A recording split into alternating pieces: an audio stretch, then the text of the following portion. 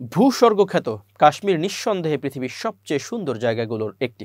নৈসর্গিক সৌন্দর্যের পাশাপাশি ইসলাম কাশ্মীরের গৌরব গরিমার অন্যতম দিক। ধারণা করা হয় ইসলামের প্রাথমিক যুগেই কাশ্মীরে মুসলমানদের আগমন ঘটেছিল।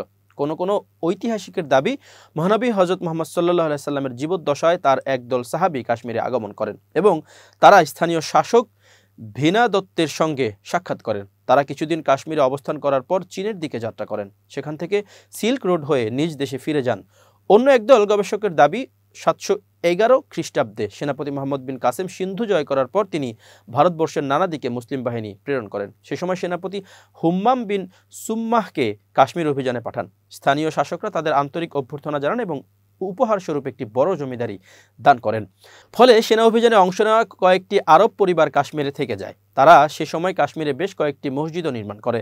কাশ্মীরের বিখ্যাত ইতিহাসবিদ কলহন তার রাজতরঙ্গিনী বই লিখেছেন, খ্রিস্টীয় একাদশ শতাব্দীতে কাশ্মীরের রাজা হর্ষদেব তার দরবারে বহু আরব মুসলিমকে সভাসদ ও সৈন্য হিসেবে নিযুক্ত করেছিলেন। এর দ্বারা প্রমাণিত হয় কাশ্মীরে ইসলাম ও মুসলমানদের উপস্থিতি বহু আগেই ঘটেছিল। তবে বেশিরভাগ ঐতিহাসিকদের মতে কাশ্মীরে ইসলামের প্রসার ঘটেছিল খ্রিস্টীয় চতুর্দশ শতকের শুরুর দিকে। তখন মধ্য এশিয়া, পারস্য ও আফগান অঞ্চল থেকে বহু মুসলিম অভিবাসী আলেম ও সুফি কাশ্মীরে আগমন করেন। তারা কাশ্মীরে দিন প্রচারে আত্মনিয়োগ করেন এবং তাদের কেউ কেউ কাশ্মীরে স্থায়ীভাবে বসবাস শুরু করেন।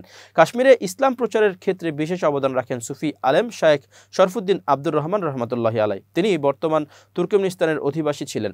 মঙ্গোলীয়দের অত্যাচার থেকে আত্মরক্ষা করতে তিনি কাশ্মীরে আসেন। কাশ্মীরের শ্রীনগরের নিজ আবাস গড়েন।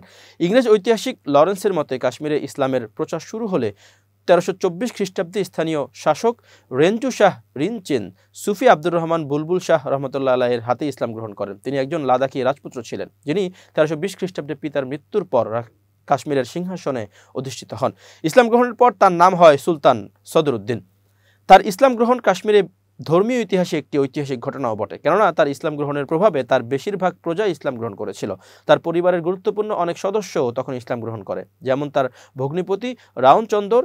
এছাড়া বৌদ্ধদের একটি বড় অংশ এবং যারা ধর্মীয় জুলুম ও বর্ণ প্রথা থেকে মুক্তি পেতে চাইতো তাদের অনেকেই ইসলাম গ্রহণ করে। সুলতান রেঞ্জু শাহ রিনচেন পরে সুফি বুলবুল শাহ রহমতুল্লাহ আলাইয়ের জন্য শ্রীনগরে একটি খানকা নির্মাণ করেন এবং মুসলমানদের জন্য একটি মসজিদ নির্মাণ করেন। এটি ছিল কাশ্মীরের প্রথম মসজিদ।